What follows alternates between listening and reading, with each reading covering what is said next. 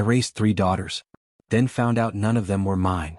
I never thought I'd be writing something like this, but here I am. My name's Daniel, 37. I've been married to Sophia, 34, for 11 years. We have 3 beautiful daughters, Lily, 9, Emma, 6, and Grace, 2. And let me be clear, I love my girls more than life itself. They are my world. From the outside, people told me I had the perfect marriage. Sophia was sweet, affectionate, always gentle with me. Even after years, our intimacy was still bright, soft, passionate, like we were still in the honeymoon phase. I used to thank God every day for her. But there was always this odd thing I pushed to the back of my mind. None of my daughters look like me. I'm light-skinned, blonde hair, blue eyes. My girls? Dark hair, olive skin, deep brown eyes. Friends joked that they looked like little Italians. I laughed along, told myself genes can be funny. I ignored it because everything else was perfect. Sophia never gave me a reason to doubt her. She was warm, caring, devoted. Until suddenly she wasn't. It happened about 6 months ago. Overnight she changed. She went from soft and gentle to withdrawn, sad, even snappy. She'd cry randomly, lose her temper with the kids, and avoid me in bed. At first, I thought it was postpartum depression lingering after Grace. But then I found out the truth. A truth so cruel it makes me question if the last 11 years of my life were a complete lie. The change in Sophia bothered me so much I started paying attention to little things I'd normally brush off. She'd spend hours staring at her phone, not scrolling or texting, just staring. She cried at night when she thought I was asleep. Her mood swings were wild. One minute she'd hug the kids tightly like she was about to lose them, the next she'd snap at them for nothing. Then one day I overheard her on the phone. She didn't know I was in the hallway. Her voice was broken, shaking. "I can't believe he's gone. He was everything to me. How do I live without him?" My heart dropped. I thought maybe she was talking about a cousin or a friend from church. But when I confronted her later, she just brushed me off, saying it was a friend from work who passed unexpectedly. Something didn't sit right. So I did what I never thought I'd do. I checked her email. And there it was. A string of condolences. A funeral announcement. For a man named Marco. An Italian colleague.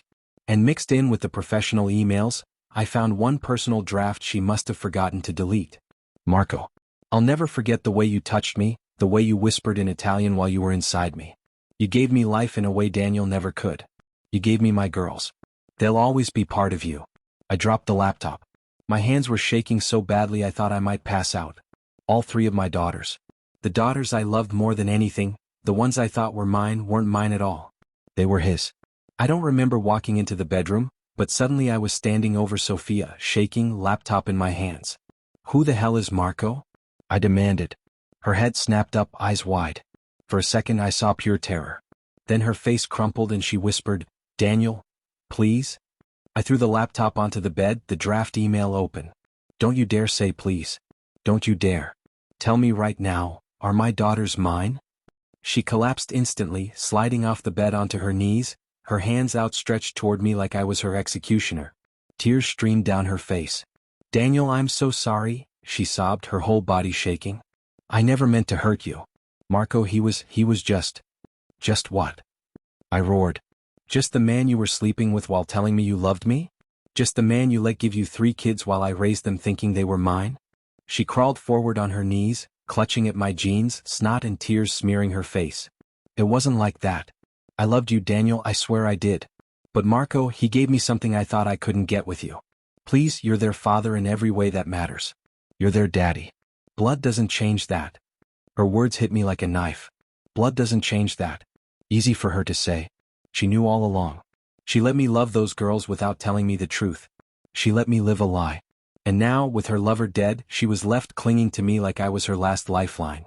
I looked down at her, broken, weeping, kneeling in front of me, and for the first time in our marriage I didn't see my wife. I saw a coward. I barely slept that night. I sat in the living room with a bottle of whiskey, staring at the photos on the mantel.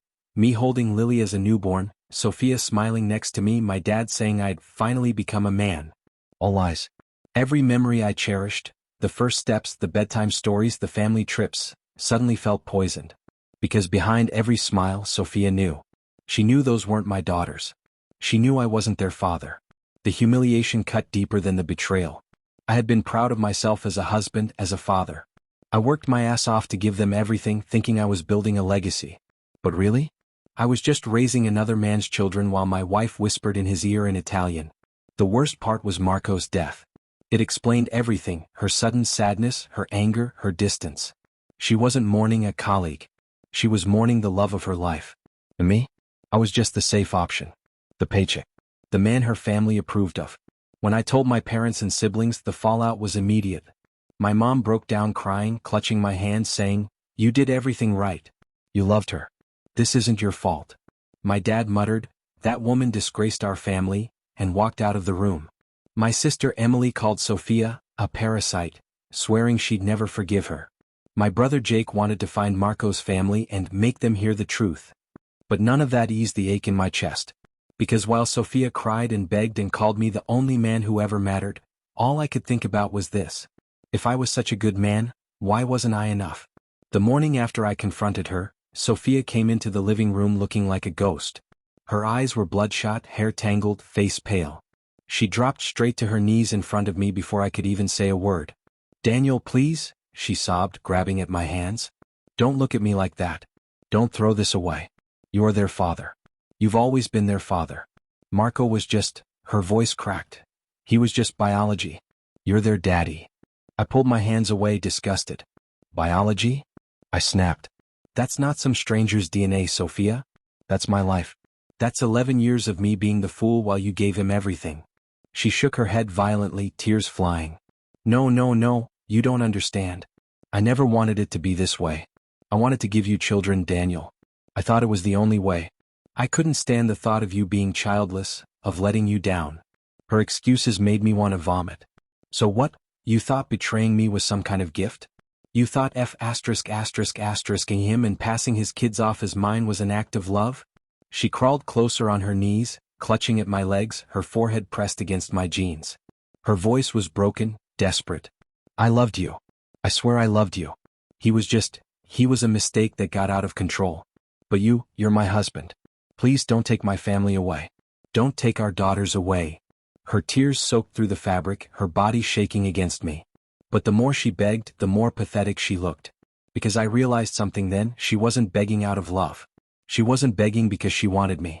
She was begging because without me her whole world collapsed. Sophia kept swearing through tears and snot that it didn't matter, that I was their dad in every way that counts. But the words felt hollow. I needed the truth carved into stone. So I bought DNA kits. When they arrived, I swabbed myself and the girls one by one. Sophia cried the whole time, begging me not to do it. She clung to my arm, wailing, "Daniel, please don't put us through this. It doesn't change who you are to them. You'll only hurt yourself." I shoved her off. "No. You already hurt me. This is just the funeral for whatever's left." 2 weeks later the results came back. Not one of the girls was mine. Not Lily, not Emma, not Grace. My hands shook so hard I almost dropped the paper. The words blurred as tears filled my eyes, but the truth was undeniable. 11 years. 3 pregnancies. 3 births I thought were miracles. 3 daughters I carried in my arms, taught to ride bikes, kissed goodnight. And not a drop of me in them. When I showed Sophia, she collapsed instantly, her knees smacking against the floor so hard it echoed. She crawled to me, clutching my legs, sobbing into my shoes. I'm sorry, she choked out over and over. "Please, Daniel, you're their daddy. They love you. Don't punish them for my sins. Don't leave us. I'll do anything, therapy, penance, I'll devote my life to you. Just don't take my family away." I stared down at her, pathetic, broken, groveling, and all I felt was emptiness. She wasn't just a liar. She had stolen my life. I didn't keep the DNA results to myself. I couldn't. The first people I told were my parents.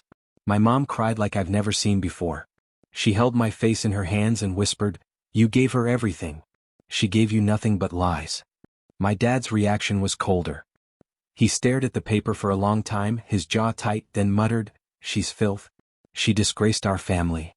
He left the room before I could say anything else. My sister Emily was furious. She stormed into my house the next day, found Sophia in the kitchen, and tore into her. "You don't deserve to even look at him, let alone call yourself his wife. You're pathetic. Absolutely pathetic." Sophia crumbled instantly. She dropped to her knees on the kitchen floor, sobbing, begging Emily to understand. "Please, I loved him. I only did it because I wanted him to have children. Please don't hate me." Emily spit the words at her. "You didn't love him. You used him. You're weak. And now everyone knows. Even my brother Jake, usually the calm one, told me he wanted to find Marco's family and make them hear the truth about their saint. Word spread fast. Family gatherings became divided, some relatives whispering that maybe I should forgive for the kid's sake, others cutting Sophia off completely. But one thing was clear: the mask Sophia wore for over a decade, the sweet, gentle wife, the adored mother, was burned to ash. Now everyone saw her for what she was. A liar on her knees. By the time my whole family knew, Sophia was already a wreck, crying constantly, following me around the house like a shadow, dropping to her knees every time I so much as looked at her. But that wasn't enough for me. She had humiliated me for over a decade. She made me the fool, the provider, the man raising another man's children. She robbed me of my identity as a father, then had the audacity to act like she was doing me a favor. I wanted her to feel that same humiliation. So I started subtle. Her best friend, who always bragged about how perfect Sophia's marriage was. I left a copy of the DNA results on the kitchen counter when she came over to check on her. Her face when she read it said everything. By the next day, Sophia's phone was silent. At the school, I made sure the principal saw the truth, not the whole sordid story, just enough. Custody issues, I said, might affect pickups. By the next week, parents were whispering at drop-off. And then the final blow. I mailed Marco's parents a copy of the results with a simple note. Your son has 3 daughters. They are not mine. When Sophia found out, she collapsed on the floor, clawing at the carpet, wailing, "Why are you doing this? You've taken everything from me. Please, Daniel, I'll die without you." I looked at her, mascara streaked, hair matted, her body folded on the ground, and felt a cold satisfaction. "I'm not taking anything," I told her. "I'm just giving you back what you gave me. A life of lies." The morning I walked into the lawyer's office, divorce papers in hand, it felt like I was finally cutting off a rotten limb. The lawyer asked if I was sure. I didn't even blink. When Sophia was served, she lost her mind. She showed up at my driveway barefoot, sobbing so hard she could barely stand. The second she saw me, she collapsed onto her knees in the gravel, clutching at her chest. "Daniel, please. Don't do this," she screamed, crawling toward me like a wounded animal. "We can fix this. I'll go to therapy. I'll never lie again. I'll devote every second of my life to you. Don't throw away our family." Neighbors peeked through curtains, one even pulled out their phone. I didn't care. I just stood there while she wept in the dirt, her mascara running down her face in black rivers. "You threw it away the day you opened your legs for him," I said coldly. Her hands scrambled at my jeans, smearing blood where the gravel had cut her palms. "No, no, no. They're your daughters, Daniel. They don't know anything else. Please don't leave me, don't leave them." My dad came out of the house then, pulled her off me like she was a wild dog and told her flatly, "Get off this property before I call the cops." The look on her face, that mix of desperation, shame, and disbelief, was the moment I knew it was over. Not just legally, not just emotionally, but completely. Sophia wasn't my wife anymore. She was just a beggar on her knees, mourning a marriage she killed years ago. Once the papers were filed, the whispers spread like wildfire. I didn't even have to say much. Truth has a way of leaking on its own. Sophia's friends, the ones who used to gush about how lucky she was, stopped answering her calls. The mom group at school that once adored her started leaving her out of invites. One of them even told me in hushed tones, "We had no idea. She always bragged about you, about how perfect everything was." At church the shift was brutal. People who used to hug her turned their heads. I caught a woman whispering, "That's her. The one who lied about her kids." Sophia tried to keep showing up, but within a few weeks she stopped. She couldn't handle the stares. Even her family turned cold. Her dad, who once called me the best son-in-law he could ask for, phoned me to apologize. He admitted Sophia confessed to him after Marco's death. He said, "I didn't raise her to be like this." Sophia begged him to defend her, but he refused. And our neighbors? They saw her screaming on her knees in my driveway.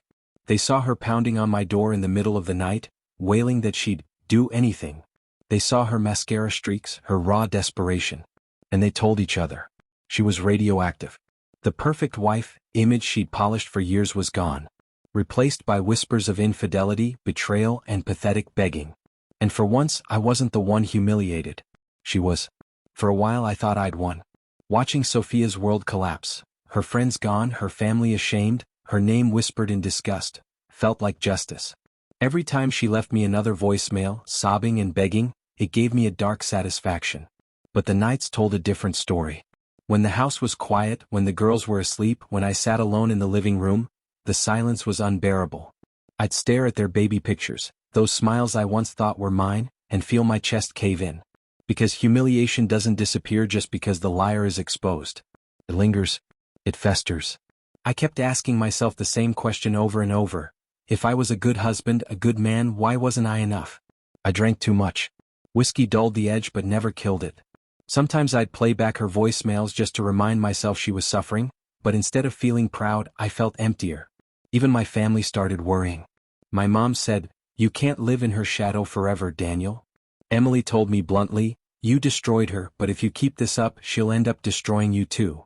And my dad, stoic as always, looked me dead in the eye and said, "She's already taken more than enough. Don't give her the rest of your life." That hit me. Because they were right. Revenge had ruined her, but it hadn't saved me. If I stayed here in the ashes of what Sophia burned, then she'd win twice. And I refused to let that happen. The day after my dad's words hit me, "Don't give her the rest of your life," I made a choice. No more whiskey. No more replaying her begging voicemails. No more staring at pictures until I tore myself apart. I started with small things. Jake dragged me to the gym again. At first, I hated every second. My body heavy, my mind still drowning. But slowly the weights became therapy. Each rep burned a little of the rage out of me. Each drop of sweat felt like reclaiming something she stole. Then I picked up an old camera I hadn't touched in years. Started snapping photos on walks, sunsets, the kids laughing at the park, even the old oak tree in our yard. For the first time in months, I was creating something instead of tearing myself down. And then, I traveled. I booked a solo trip to Colorado, something Sophia always said was too impractical. I hiked until my lungs burned, stood at the edge of cliffs staring at horizons so wide it made my problems feel small. For the first time since the DNA results came back, I felt alive. My family noticed the change. Emily hugged me one night and said, "You're glowing again." My mom whispered, "This is the Daniel we've missed." Even my dad cracked a rare smile and muttered, "Took you long enough." Meanwhile, Sophia? She was still crawling through the ruins. Friends gone, family ashamed, Marco's ghost haunting her. She left me one final message: "You're the only man I ever truly loved. Please don't let me die alone." I didn't respond. Because for the first time in years, my life wasn't about her lies. It was about me. And that was enough. As I rebuilt myself, Sophia kept sinking deeper. I'd hear pieces of her life through the grapevine. Her family didn't want her around, her friends avoided her, she lost the part-time job she picked up because co-workers whispered behind her back. Even the moms at school kept their distance. She was radioactive. The last I heard, she was sleeping on her cousin's couch, bouncing between odd jobs and excuses. The woman who once looked like the perfect wife and mother was now a ghost, clinging to scraps of the life she destroyed. Meanwhile, I was rising. I took another trip, this time to Iceland. I stood under the northern lights with my camera in hand, feeling like the universe cracked open just for me. I hiked across black sand beaches, climbed cliffs that left my legs burning, and breathed in air so pure it felt like a rebirth. While Sophia was on her knees somewhere, begging anyone who would listen to forgive her, I was standing tall under a sky alive with color. And I realized something. She thought she had chained me with lies, tied me down with promises of our daughters, made me believe I could never escape her grip. But the truth was she was the one chained. Trapped in her weakness, her lies, her begging. And I was finally free. It happened one rainy night. I came home from the gym, sore but clear-headed, and saw a figure sitting on my porch. Sophia. She looked wrecked. Hair soaked, makeup smeared, clothes clinging to her from the rain. The moment I stepped closer, she slid off the chair and onto her knees in the puddles, her hands pressed together like she was praying. "Daniel, please," she sobbed, her voice breaking. "I've lost everything, my family, my friends, my dignity. You're all I have left. Please take me back. I'll spend the rest of my life proving myself to you. I'll do anything. Anything." Her mascara ran down her face in dark streaks. Her knees sank deeper into the mud as she crawled toward me, reaching for my legs like she always did. I froze for a second, staring down at the woman I once thought was the love of my life. The woman my daughters called Mom. The woman who let me build my life on lies. And I felt nothing. "No, Sophia," I said, my voice flat. "You didn't just lose me. You lost the last piece of respect I had for you. You begged, you lied, you cheated. And now you're just a stranger on her knees." Her wail cut through the storm as I stepped inside and shut the door. I watched through the window as she pounded on the wood, crying, begging until her voice went hoarse. Eventually she left, crawling back into the night. And that was the last time I ever saw her. It's been over a year since that night Sophia knelt in the mud, begging like her life depended on it. I never saw her again after that. Looking back now, here's what I've learned. 1. Cheating is never an accident. Sophia didn't slip. She built a second life behind my back. Every pregnancy, every lie, every "I love you" was a choice to betray me. 2. Begging isn't love. She cried, she wailed, she clutched at my legs until her knees bled. But her tears weren't for me. They were for the life she lost. The safety, the image, the stability. 3. Revenge feels good, but healing feels better. Watching her reputation burn was satisfying. But real peace came from the gym, from the camera in my hands, from standing under the northern lights and realizing I was free. 4. Family matters. My mom, dad, Emily, Jake. They stood by me when my whole world collapsed. Sophia thought she broke me, but it was my family who carried me until I could walk again. 5. I was enough. For months, I tormented myself with that question. Why wasn't I enough? But the truth is simple, I was. Her betrayal wasn't proof of my inadequacy. It was proof of her weakness. Sophia thought she destroyed me. Marco thought he replaced me. But all they did was free me. Now, when I look at my daughters, I don't see Marco's face anymore. I see 3 little girls who need me, who love me, who know I'll never abandon them the way their mother abandoned me. And when I look in the mirror, I don't see a broken man. I see a survivor. I see someone stronger than he ever thought he could be. If you're reading this and you're in the same place I was, let me tell you, betrayal feels like the end of the world. But it isn't. It's the start of a new one.